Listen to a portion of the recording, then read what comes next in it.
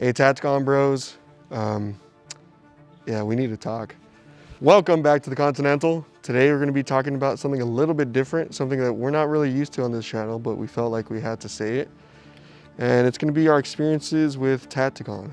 The good and the bad. We want to give you guys the best information possible. We want to make sure that you guys, we're not sponsored at all. It would be cool, but we're not sponsored at all. And we're just like you. We go to work, shower once a week. We're just normal guys, okay? So I want to make sure that you guys make the best decisions, because I would hate if like us or many other people, if you guys, put in the time at work, save the money, and you bought a product that you want it to work when you need to, and you go to the range and you're excited, and it just turns out to just ruin your whole fucking day. And add it to your research. Don't take me as the end-all be-all on Tacticon. We just wanted to go ahead and give you our two thoughts, our experiences on Tacticon. Before we get into it, we just want to say that we have nothing personal against Tacticon. For a long time, personally, within our personal circles, we're like, hey, go to Tacticon. They got good shit. It's cheap. They got sales going on all the time, 50% off. It's ridiculous, and it's like decent gear. And we were like really advocating for Tacticon, not like publicly, but within the people in our lives. And we're a big fan for a really long time. And I don't dislike them, but my experiences with Tacticon have just, they've really soured over time. So nothing personal against those guys. Jake, if you're watching this, I don't know if you will. I think you're a cool guy. Appreciate what you're trying to do for the community. Nothing personal, just talking about the stuff that's been going on with the things that we've bought, but both me and Lars. First thing we're gonna get into is the Tacticon Predator V1 Red Dot. I know they have newer models and newer generations, the V2 or whatever. This thing's ass. It cycles between red and green light, has like these lens covers. That's pretty nice. The mount's a little interesting. Reason why I say it's ass, it's not necessarily anything too wrong with the dot itself, but it consistently loses zero. And this is across several different range trips. And even as we're sighting it in, we feel like our shots are going all over the place. And you can say, oh, maybe it's the shooter. Yes, no, we've sighted dozens of different rifles before, never had any issues. We know how to sight our rifles. This was something else. We were sighting it in, it was losing sight after it was sighted. When we finally got it to the perfect sight in that we wanted, we started shooting it, and over the course of like a few magazines, like I'm talking like one or two, zero slowly started shifting away. We were shooting it on a 22, the MP15 22 video particularly. I think I might have even mentioned it in that video on the Tacticon. It keeps losing zero every time we close these little notches up. I don't know what's going on there, but for today, we found that as long as we don't touch it, sure as hell can't take a 308. We tightened it down to spec. The screws were just constantly coming undone. And even when the screws were working with us, the zero was just shifting all over the place. As far as the magnifier's okay. Same, but still different, but still same. The eye relief is quite narrow. You do have to line it up perfectly, damn near almost. Like most magnifiers, it's a common issue, but this one in particular, the eye relief is not forgiving. And the clarity of the glass is a bit cloudy. Now, that being said, it's had the least amount of issues as far as like kind of their optics that we've used. There's a little bit of a shake, but as always, you could always say, it's the screws. Fair enough. We're trying to give them as best of a chance as possible. Do not get this. Highly recommend the Pinty instead. If you guys, to those of you that watched it, high five. I see all three of you in the back. We had a great time making that video, and we were extremely pleasantly surprised. I don't believe the Tacticon could even compete with a fraction of the Pinty's durability. Like we were throwing the Pinty around. We were like whacking it with rocks. We were doing drop tests, everything. And the Pinty was able to hold up, and that's like a $22 something optic. I believe it's about 80 bucks. Future me will correct me if I'm wrong. There's one more thing to address as far as the negatives. I don't have it physically with me today. We'll go ahead and run some B-roll so you guys can go ahead and see what I'm talking about. Pretty sure I've tossed it by now. I can't seem to find it. I did have a Tacticon V1 torch, I believe they called it, the 1200 lumen flashlight. And I really did like it for the time that I had it when it worked. Although after some time, I did notice that even on fully charged, I would turn on the light and it would be very bright and illuminated.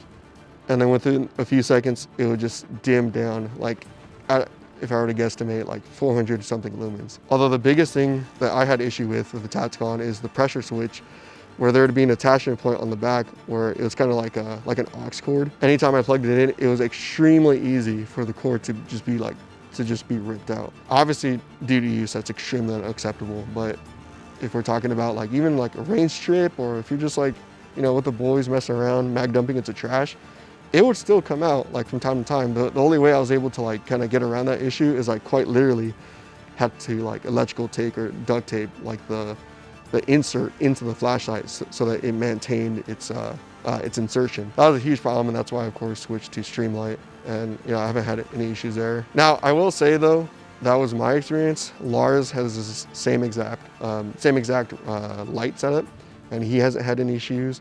So, you know, take it as you will, if you're willing to take the gamble. Now, they do have a warranty, and from what I've heard, their customer service is, you know, quite nice. They do try to help people, and that's why, like, I'm saying this video is not like an attack on Tacticon themselves, because I do know they're trying to do the right thing. I just have to speak honestly and speak freely about, like, our experiences. So, if you want to take that gamble, which, by the way, is a 1 to 2, 50%, if you're feeling lucky, go for it. Quite frankly, I did have a good time with the flashlight up until all those issues arose. I mean, just to summarize real quick, I don't really recommend any of their electronics, whether it's optics or flashlights. It's really too much of a gamble, and I know you guys, you know, care about your money, as you should. Now, going into the good about Tacticon, their physical gear is not, well, actually, I think it's great. I've had a great time. So this is their battle belt. This is their kind of like, I think it's their V2. And it, you know, it comes with like an inner belt and outer belt. I'm not currently wearing the inner belt. When I first got this belt, the original internal belt, I did replace it with I believe it's an AWS internal belt. Now that gave me a little bit more rigidity. The other one was just like flimsy, man. Like I could just like, the outer belt itself has held up quite a bit. You know, I use it in all my training, all my drilling. I haven't noticed any of the threads coming undone. It's held up all the weight. Quite frankly, it's thin, which I like. It doesn't, you know, limit any of the mobility on my hips, as a good battle belt should. That is a product worth buying, if I'm gonna be quite honest. Moving on, luckily I have 2 of these to compare them to. The original Tacticon magazine inserts for, like, you know, like the rifle mags, they are amazing. I still have them.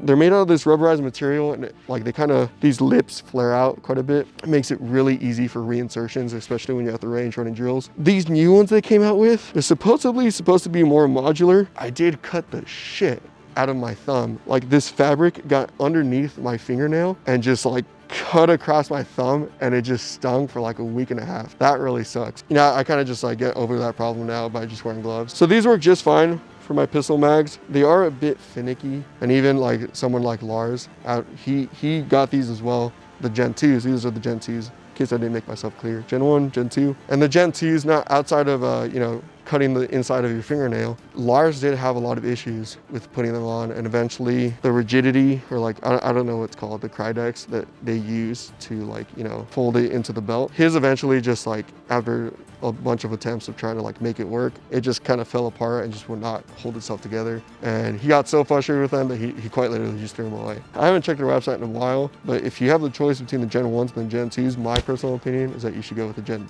1s. Overall, their gear has worked just fine for me. And I used to have the Gen 1 belt too, but that felt like very cumbersome. But that's more of a functional difference, not necessarily like a quality of the product.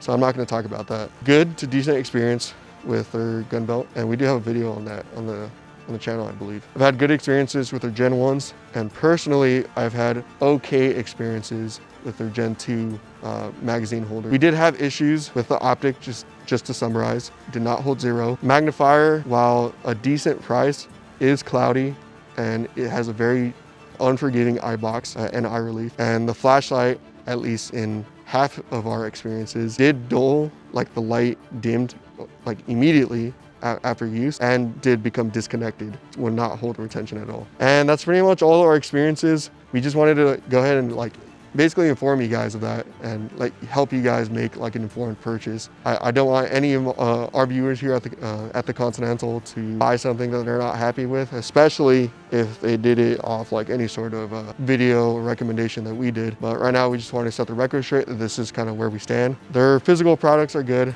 Electronic products, personally, I would not trust. Get a Pine or save up a little bit more money. Get a Vortex or a Holosun. And that's about it for today, guys. Hope it was helpful. I want to know what your thoughts. I don't know what have your guys' opinions been on it. I've seen plenty of videos on YouTube where people have talked about their experiences with Tacticon. Some people absolutely love them. I don't know if they're paid out. We're obviously not because we're not sponsored. So you got that confidence in us. Anyways, and other people just absolutely like just ragdoll, just like drag their name through the mud. And we're not those people either. We do see what, Jake and Mr. Flip Flops, man. I forgot your name, dude. But I think it's so funny how you do backflips and flip flops. That's pretty cool. Also, you clearly know your shit. I've seen the drills that you run. They're quite impressive. But yeah, we're not those kinds of people either. We just want to put the word out, our honest opinion. No hate, no love, some like. Appreciate you guys very much. Make sure to like and subscribe. It really does help us out. And we do notice, we hope that you guys have an amazing day. Thank you.